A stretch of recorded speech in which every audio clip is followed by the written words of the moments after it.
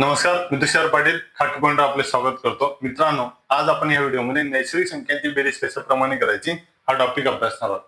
नैसर्गिक संख्येमध्ये दोन टाईप पडतात. एक असतो तो म्हणजे क्रमवार आणि दुसरा असतो की आपल्याला मधून विचारलेलं असतं, जसं की 45 ते 90 मध्ये आपल्या नैसर्गिक संख्यांची बेरीज सांगा. यामध्ये सुद्धा कन्फ्युजन करणारे प्रश्न येतात. पहिली समान, दुसरी विषम दिलेली असते. ते सुद्धा कन्फ्युजन करणारे प्रश्न आपण या व्हिडिओमध्ये बघणार आहोत. व्हिडिओ शेवटपर्यंत बघा. आणि हा व्हिडिओ नैसर्गिक संख्यांच्या बेरजेचा आहे. बघा, एकाच व्हिडिओमध्ये मी नैसर्गिक संख्या, समसंख्या आणि विषम संख्येचे बेरजेचं घेतलं असतं टॉपिक, पण व्हिडिओ खूप मोठा आला असता. त्यासाठी मी समसंख्या आणि विषम संख्यांचे बेरजे सुद्धा व्हिडिओ बनवलेला आहे. लिंक डिस्क्रिप्शन मध्ये, तो व्हिडिओ सुद्धा तुम्ही नक्की बघा. तर आपण नैसर्गिक संख्यांच्या बेरजेचा हा टॉपिक स्टार्ट करू. बघा, पहिला प्रश्न काय दिलेला आपल्याला, 1 ते 23 पर्यंत क्रमवार नैसर्गिक संख्यांची बेरीज काढा. आता नैसर्गिक संख्यांची बेरीज काढताना याला फॉर्म्युला सोडून सुद्धा कशाप्रमाणे सोडवतो ते आपण समजून घेऊ. काही प्रश्न असतात ते तुम्ही लॉजिकने सुद्धा सोडवू शकतात. बघा, 1 ते 23 पर्यंत आपल्याला नैसर्गिक संख्यांची बेरीज विचारलेली आहे. याला फॉर्म्युला काय आहे, तो आहे n bracket n plus 1 upon 2. n कशासाठी, नैसर्गिक संख्येला नॅचरल नंबर म्हटले जातात, त्यासाठी तो n यूज केला जातो. तुम्ही कोणतेही अक्षर अल्फाबेट घेऊ शकता. ठीक आहे. आता बघा, n म्हणजे काय, तर ती आहे शेवटची संख्या. बरोबर. n म्हणजे आपला जिथपर्यंत दिलेला आहे क्रमवार नैसर्गिक संख्या काढायची, तो म्हणजेच आपला n असतो. बरोबर. या ठिकाणी n काय आहे आपला, 23. ठीक आहे. मग आता या ठिकाणी 23 ब्रॅकेट 23 प्लस 1 भागीला 2 आपण सूत्रामध्ये किमती टाकतोय. हे सूत्रानुसार तुम्हाला सांगतो पहिला प्रश्न. दुसरा प्रश्न तुम्हाला सूत्रानुसार सांगणार नाही.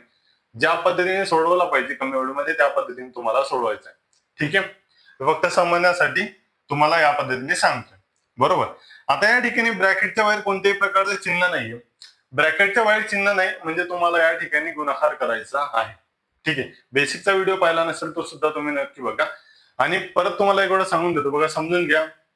जर पूर्ण गणितामध्ये पाहिलं तर 4च क्रिया महत्वाच्या आहे, गुणाकार, भागाकार, बेरीज आणि वजाबाकी. तर तुमचं बेसिक क्लिअर नसेल तर तुम्हाला पुढे खूप त्रास होईल, किंवा गणित तुम्हाला लवकर समजणार आहे ते लवकर समजणार आहे, कॅल्क्युलेशन करताना तुम्हाला वेळ लागेल.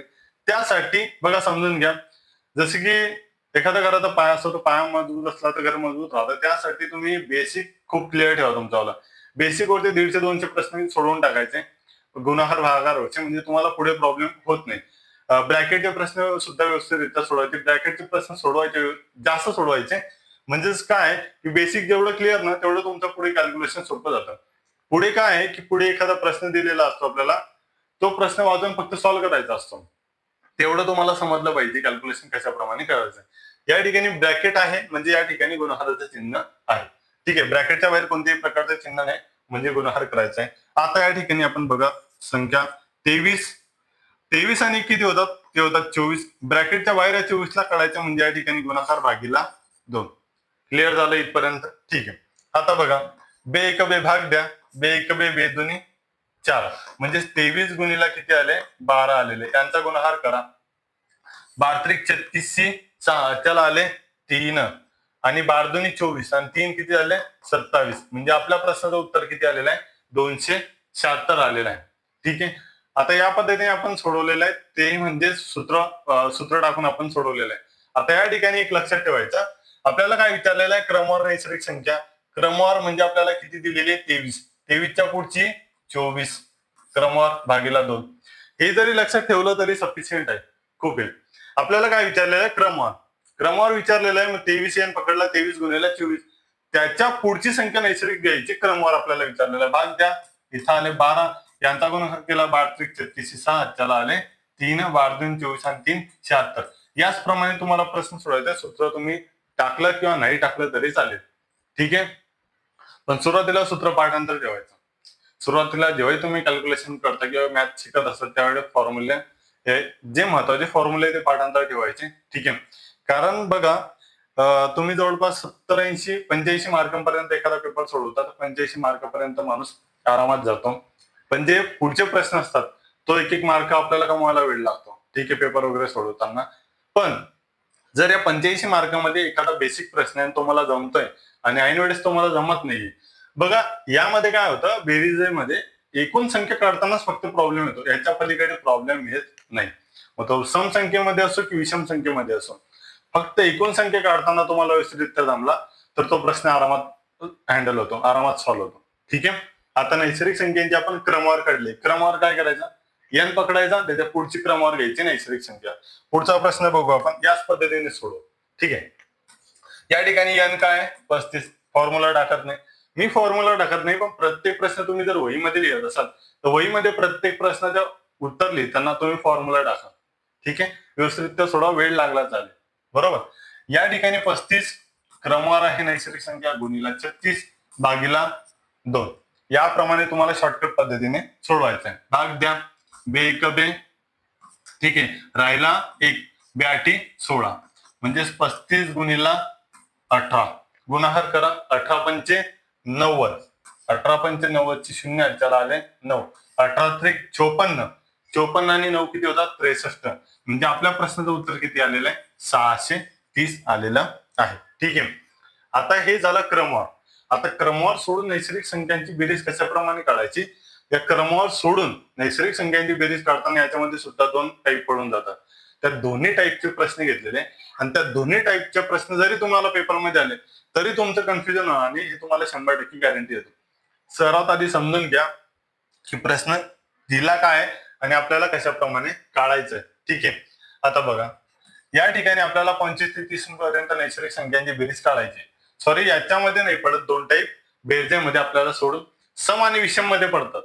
सम आणि विषम मध्ये तुम्हाला मधून विचारलेलं असतं, जसं की 25 ते 30, 50 ते 70 मध्ये नैसर्गिक विषम संख्यांची समसंख्यांची बेरीज काढा. त्यामध्ये 2 टाईम पडून जातात. समजतंय. बघा आता याला सॉल्व्ह करू आपण. 30 मायनस 25 नैसर्गिक संख्या एकूण कशा काढायच्या, एकूण संख्या कशा काढायचा हा व्हिडिओ तुम्ही पाहिला असेल अशी अपेक्षा करतो. नाही पाहिला असेल तर तो व्हिडिओ बघा. ठीक आहे. आता याच्यातला सोपा आकडा आहे. 30 ते 25 जवळ संख्या आहे, पण आपल्याला इथं 60 किंवा 70 किंवा 72 दिलं असेल तरी आता पुढचा प्रश्न याच्यापेक्षा मोठा असेल. समजण्यासाठी मी बेसिक प्रश्न घेतलेला आहे. ठीक आहे. 25 ते 30 पर्यंत नैसर्गिक संख्यांची बेरीज काढायची. 30 मधून 25 मायनस केले बघा, 10 मधून 5 हातच्या गेला, इथं 0, 5 संख्या राहिल्या. एकूण संख्या काढायचे म्हणजेच प्लस 1 करायचा. इथपर्यंत क्लिअर झालं. बघा 30 ते 25 ते 30 मध्ये एकूण ज्या संख्या आहेत त्या नैसर्गिक त्या किती आहेत, त्या आहेत 6. क्लिअर झाला. या एकूण संख्या काढलेल्या आहे आपण. आता याला सूत्र काय आहे, सूत्र आहे पहिली संख्या. मी शॉर्टकट मध्ये लिहितो, नाही पूर्ण लिहितो पहिल्या प्रश्नासाठी, कारण तुम्ही माझ्यापेक्षा 800 असाल. पहिली संख्या, ठीक आहे, हा फॉर्म्युला आहे, अधिक शेवटची संख्या, शेवटची संख्या भागीला 2 गुणीला एकूण संख्या. यामध्येच कन्फ्युजन होतं, दुसरं काय नाही. ठीक आहे. एकूण संख्या. आता बघा पहिली संख्या किती दिलेली आपल्याला 25 अधिक शेवटची संख्या किती आहे 30 भागीला 2 गुणीला आपल्या एकूण संख्या किती आलेल्या आहे, ते आलेले आहे 6. क्लिअर झाला. एकूण संख्या कशा काढायच्या, वजाबाकी करून प्लस 1 करायचे. ठीक आहे. आता बेरीज करून घ्या. 30 आणि 25 ची बेरीज होते 55 गुणीला 6 भागीला 2. भाग द्या, बेक बे बेत्रिक 6. गुणाकार करा 25 55 आणि 3 चा. ठीक आहे. 3 5 15, 5 ह्याच्याला आला 1, 5 त्रिक 15 आणि 1 किती झाला 16. म्हणजे 165 आपल्या प्रश्नाचं काय आलेलं आहे, उत्तर आलेलं आहे. क्लिअर झालं मित्रांनो. म्हणजेच 25 ते 30 पर्यंत नैसर्गिक संख्यांची बेरीज आपल्या प्रश्नाचं उत्तर काय आलेलं आहे 165. याच पद्धतीने आपण दुसरा प्रश्न बघू. ठीक आहे. हा नैसर्गिक संख्यांच्या बेरजेचा प्रश्न आहे. तुम्ही सम संख्या आणि विषम संख्याच्या बेरजेचा सुद्धा व्यवस्थित तो व्हिडिओ बघून घ्या. पुढचा प्रश्न आपल्याला काय दिलेला आहे, 17 ते 53 पर्यंत नैसर्गिक संख्यांची बेरीज आपल्याला काढायची आहे. फॉर्म्युला काय, पहिली संख्या अधिक शेवटची संख्या भागीला 2 गुणीला एकूण संख्या. ठीक आहे. सर्वात आधी एकूण संख्या काढून घ्यायच्या. 17 ते 53 मध्ये बघा 13 मधून 7 गेले, राहिले 6, हच्चा घेतला होता, एक वापस दिला. 5 मधून 2 गेले, राहिले किती 3. 36 आलेले, वजाबाकी प्लस 1. ठीक आहे. कारण वजाबाकी होताना काय होतं, ही खालची संख्या सुद्धा वजा होऊन जाते. क्लिअर झालं. एकूण संख्या आपल्या आलेल्या आहे 17. एकूण संख्या. आता एकूण संख्या टाकून घ्या. फॉर्म्युला काय, पहिली संख्या, आता शॉर्टकट मध्ये लिहितो, अधिक शेवटची संख्या भागीला 2 गुणिला एकूण संख्या. ठीक आहे. आता हे टाकून घ्या, किमती टाकून घ्या सूत्रामध्ये. 17 प्लस 53 भागीला 2 गुणिला एकूण संख्या किती आलेले आहे? एकूण संख्या आलेले आहे 37. क्लिअर झालं? यांची बेरीज करून घ्या. 17 आणि 53 ची. 7 आणि 3 10 शी 0 हत्याला आला 1. 6 आणि 1 7 गुणिला 37 भागीला 2. ठीक आहे. भाग द्या आता. बे 1 बे, बे 3 6 राहिला 1, बे 5 10 म्हणजे 35 गुणिला 37. 35 गुणिला 37 या ठिकाणी सोडवायचंय. गुणाकार करा. 35 चा गुणाकार केला तरी चालेल. ठीक आहे. 35 एक 210 आणि 35 साठी किती होतात? 245. 245 आले 5 त्याला आले 24. 35 त्रिक किती झाले? 105. 35 त्रिक 105 आणि 24 129. 129 म्हणजे आपल्या या प्रश्नाचं उत्तर किती आलेलं आहे? 1295. क्लिअर झालं मित्रांनो? बघा, या ठिकाणी आपल्याला 17 ते 53 पर्यंत एकूण नैसर्गिक संख्यांची बेरीज विचारली होती. एकूण नैसर्गिक संख्यांची बेरीज आपण या फॉर्म्युल्याने काढू शकतो, पण सम आणि विषमची विचारली तर समजून घ्या. आता या ठिकाणी तो व्हिडिओ बघा किंवा पाहिला असेल तरी बघा. 17 ते 53 मध्ये एक सम असते, एक विषम असते. समजतंय तुम्हाला? एक सम असते आणि एक विषम असते. बरोबर. मग याच्यामध्ये आता या ठिकाणी आपण ज्या एकूण संख्या काढलेल्या 37 त्या फक्त नैसर्गिक संख्या काढल्या, पण आपल्याला सम विषम विचारले असत्या तर एकूण संख्येला भागीला 2 करावे लागतील. क्लिअर झालं तुम्हाला? कारण एक सम आणि एक विषम आहे. समजतंय तुम्हाला? म्हणून एकूण संख्या जेव्हा आपल्याला पहिल्या सोडून विचारल्या होत्या सम किंवा विषमच्या, तेव्हा या एकूण संख्या काढताना आपलं कन्फ्युजन होतं. त्याच्यामध्ये 2 टाईप पडून जातात. ते दोन्ही टाईप त्या व्हिडिओमध्ये घेतलेले. तो व्हिडिओ सुद्धा तुम्ही नक्की बघा.